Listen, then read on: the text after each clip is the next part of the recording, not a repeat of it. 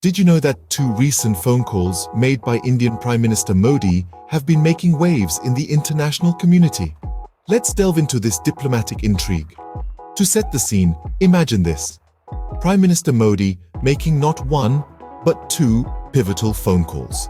The recipients, none other than Ukrainian President Zelensky and Russian President Putin.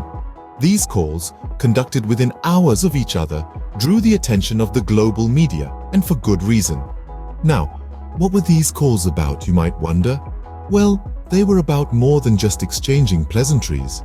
In these conversations, both Zelensky and Putin extended an open invitation to PM Modi to visit their respective countries. This gesture, rare and significant, underscores the growing importance of India on the global stage. The international media lapped up this story, highlighting PM Modi's diplomatic engagement with both leaders.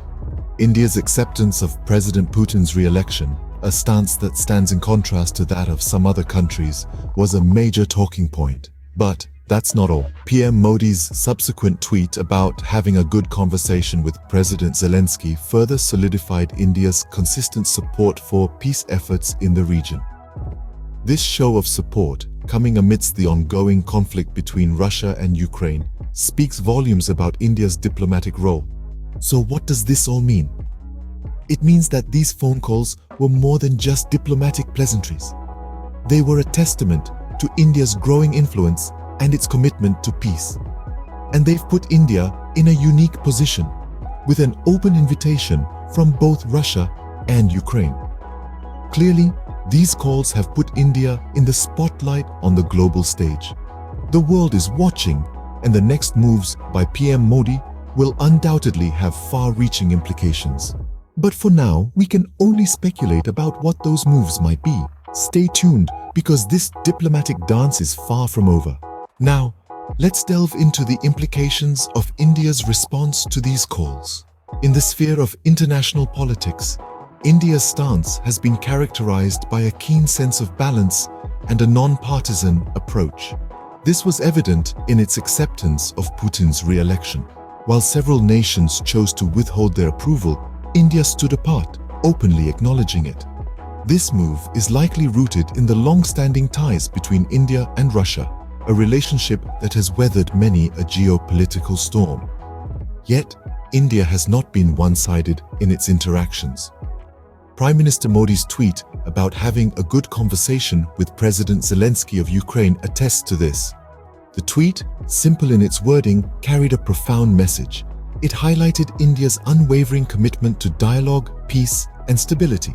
It also showcased India's willingness to engage with all parties, irrespective of the complexities involved. This balanced approach extends beyond individual nations and into the broader international arena.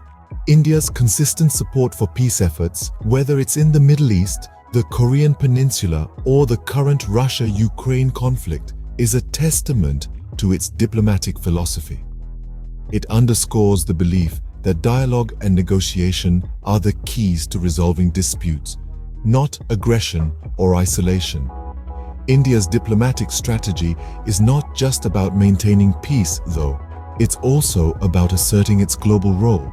As the world's largest democracy, India has a responsibility to uphold democratic values, engage in constructive dialogue, and foster international cooperation.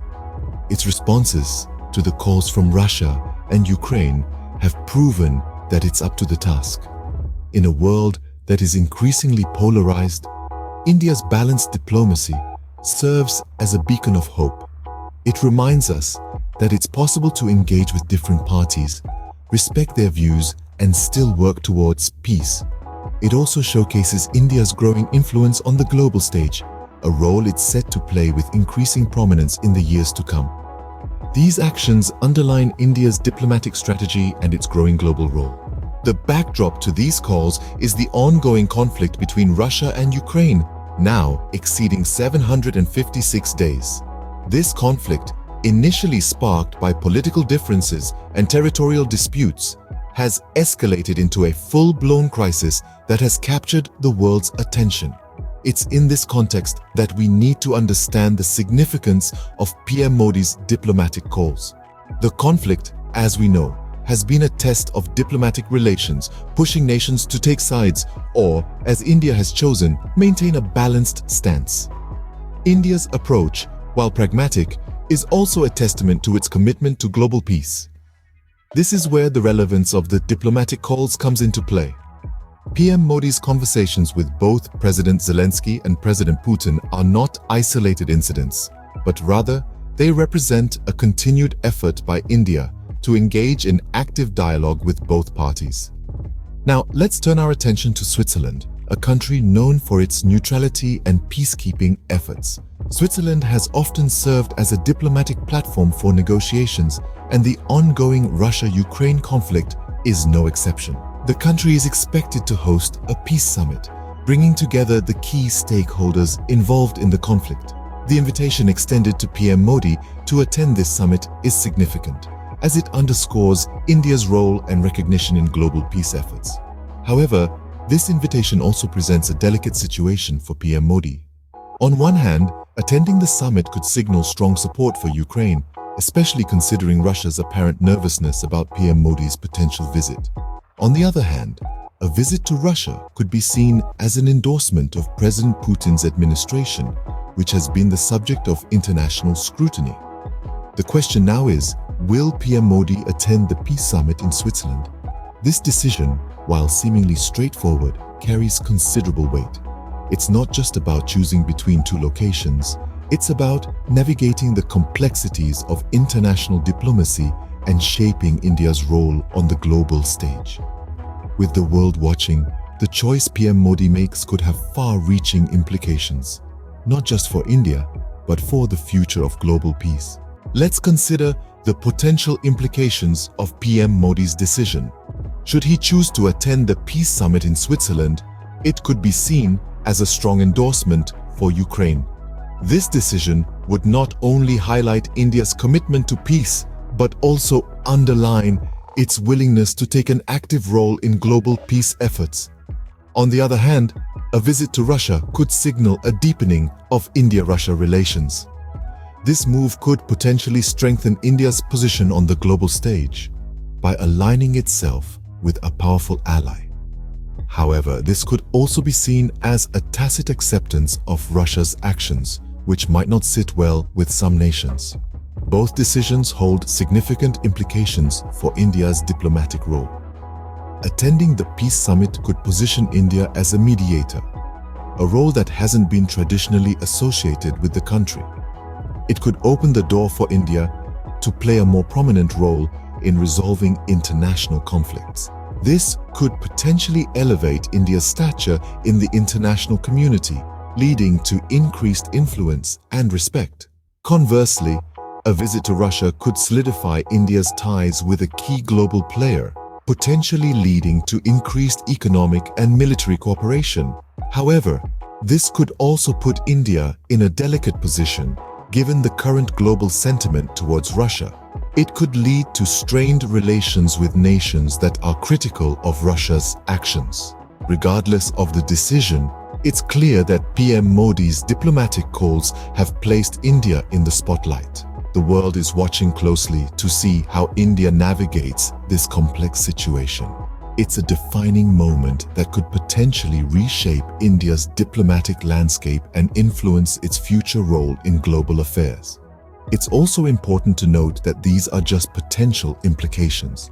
The actual impact will depend on a variety of factors, including the outcome of the peace summit, the nature of PM Modi's visit to Russia, and the global community's reaction.